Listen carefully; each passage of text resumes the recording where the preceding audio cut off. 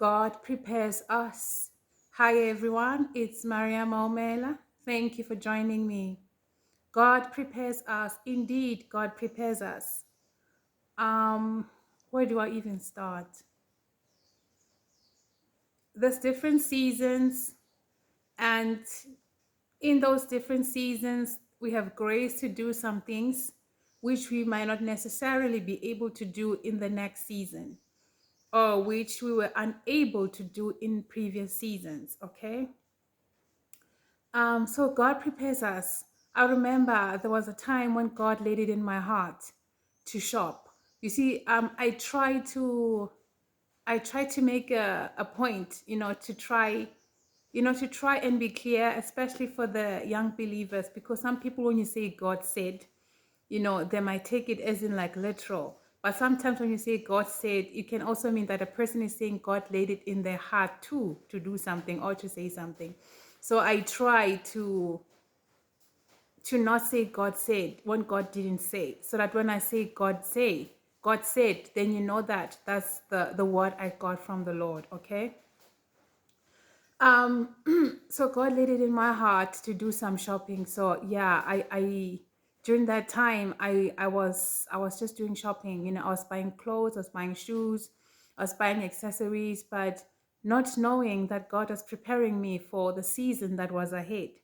So you could say that was like my season of plenty, and God was directing me on what I should do. So that's what I did. So I was shopping.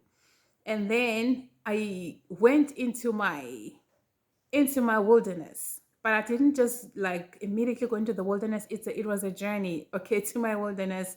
And during that time, I didn't have the privilege to be shopping. So whatever money that I had, I could spend it on necessities, knowing that as far as clothes, I'm covered. Like God made sure, like I was covered. So even now, I'm not yet out of the wilderness, but because the Lord warned me and the Lord led me in my heart to do things, I was able to do that. So that even now, should there be an event, I don't have stress. I just have to just get dressed. I don't have to go out there to go buy. If I have to buy, it will be just one specific thing. But all in all, like what I have, it's enough.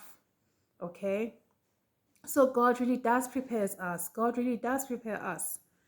I remember before the passing of my brother, he's the kind of a person who would just call me and say, today I'll be working in this area, and he'll be like, look at the place where I'm at. He loved nature. He would send me pictures of waterfalls, of the mountains, of the beautiful plain fields. Like, he loved nature.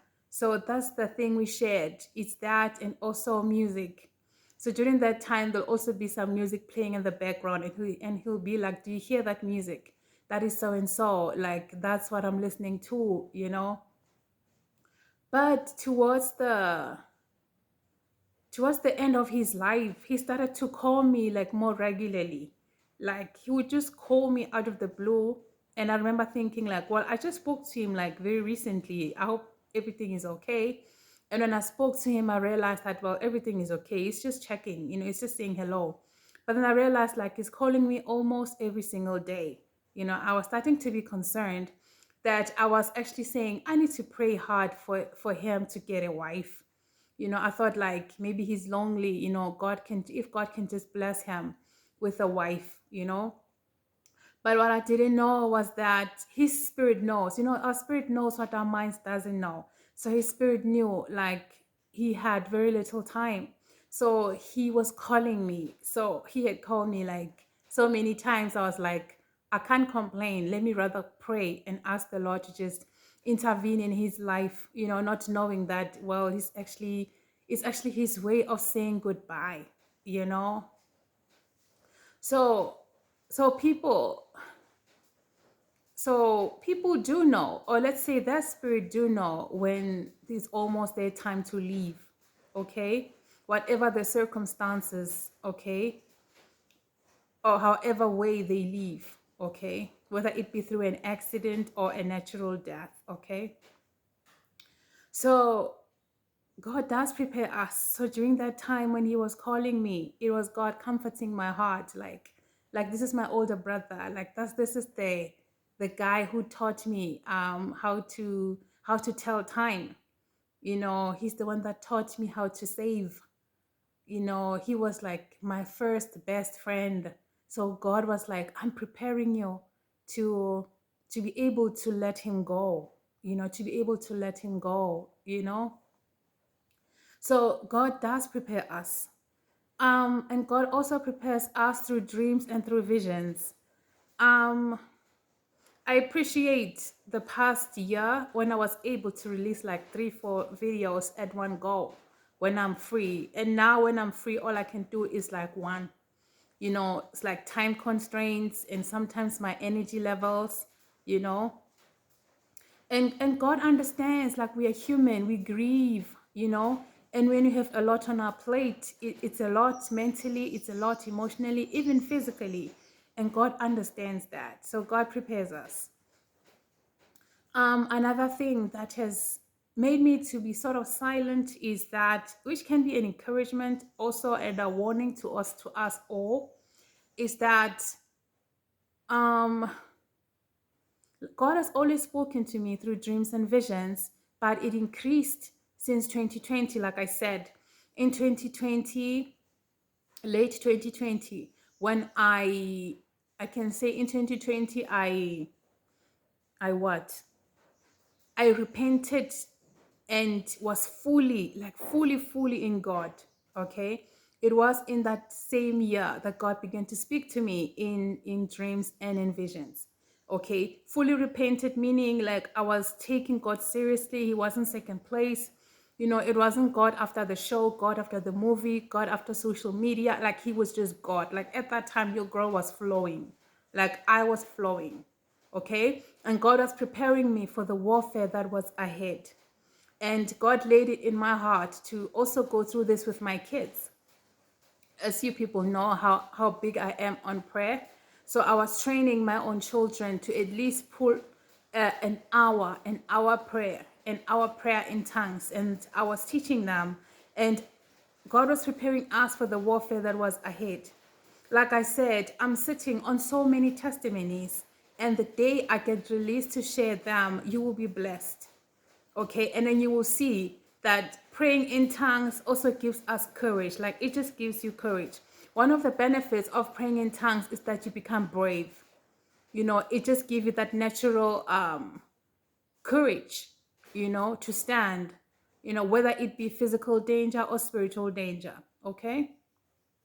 So yeah, God really does prepare us. God really does prepare us. So with regards to the dreams and visions, I have been seeing them play out. They've been playing out and it's been a shocker. I need time to think. I need time to just, you know, to just get a grasp of reality. You know, sometimes I think it's the past few months, you know, up to the past few weeks where I felt like my life is like a dream. Like I feel like it's not real. It's so surreal. Like to see the things God showed me playing out. And some they don't exactly play out the same, but the representations are still the same. Like example, like I saw someone, there was a particular dream, something happened, but during that time so and so was building a house, and then it happened that that thing happened and so was building a house, you know. And then although in the dream the house may look differently, but it's still conveying the same message. So in the dream or vision, I saw someone else passing away and they pass away. And then in the dream, I saw perhaps a family or a couple moving in or moving out. And I see a couple moving in and moving out. So it sort of shook me because the first things that I saw were not good that were happening. And I was just praying and it discouraged me because I felt like God showed me this and I prayed against it and it still happened anyway. And this is me being discouraged and upset, regardless of the fact that this is out of me. This is not about me. This is not me. It's not in my home. but it has to do with people close to me or people that I know. And to think that my prayers weren't enough to close, to block, it left me feeling a bit useless. Like, okay, you showed me this, but then it still happened, you know. So it again brought me to that understanding that God prepares us. God just prepares us. So I don't know what God has been showing you in dreams and visions in the past seasons. My advice is sit back, buckle up, and watch, because it's about to happen. We pray, like discouraged or not, we need to keep praying. You know, the thing is, the good things play out and then the bad things play out, and we need to be careful of allowing the enemy to let the bad that happens to overshadow the good that is taking place. But for us to be able to understand that God showed me this, let me deal with this, let me grieve, let me mourn, let me focus, let me not lose my way, let me not be discouraged, let me not be angry with God, let me not be angry with people, you know yeah. So yeah, God prepares us. Let us be aware that God really does prepare us. So whatever God has shown you, I'm telling you now, buckle up. You need to pray. Yes, like I always said, even if God has proclaimed the judgment, we still keep on praying. So yeah, keep on praying. And when it happens, when what is bad happens and you pray against it, God is still God, and you need to just accept it and just roll with it. And when the good things happen, again, you just celebrate. Again, you just accept, and then you celebrate. But there's also that need for wisdom to be able to see that, okay, like, grieve, go through whatever you need to go through to get through whatever emotions.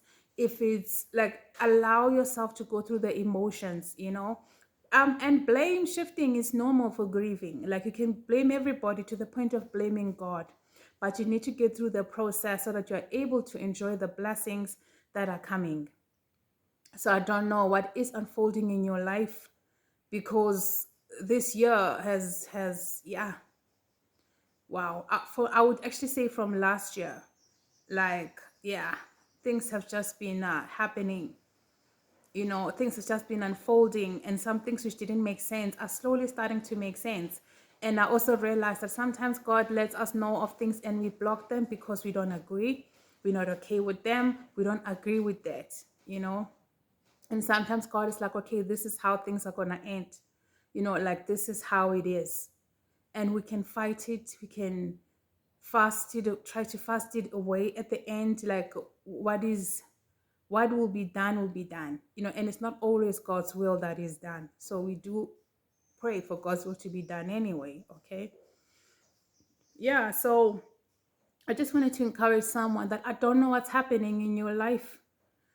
Just know that what God has showed you, if nothing has happened, the wheel is turning and it is slowly picking up momentum. And some of you, if you look at your life and the dots are not adding up, they are about to add up. Things that don't make sense, they're about to make sense. Things that are not coming together, like there are some blank spaces which are about to be which are about to make sense, you know a lot of your lifelong questions are about to be answered, and things you are not sure are about to be made certain. And it's also at this time that God is redeeming you, God is vindicating you. Some of you are prophetic. God is vindicating you at this time to say, that's my son, he's anointed. See, when this person was speaking, they were speaking from me. So yeah, it's a lot. Okay.